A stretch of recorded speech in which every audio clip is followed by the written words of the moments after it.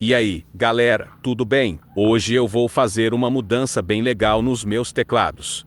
Eu tenho dois, um é preto e o outro é branco, com umas teclas caramelo e amarelas bem diferentes. Mas agora eu quero misturar tudo para ver como vai ficar. Vou usar a base do teclado branco e colocar as teclas pretas do outro. Legal, né? Para tirar as teclas com mais facilidade. Eu vou usar esse removedor aqui, ó. Ele ajuda muito e não estraga nada. Então bora colocar a mão na massa. Enquanto eu troco tudo aqui, já deixa o like no vídeo e se inscreve no canal para não perder mais nada.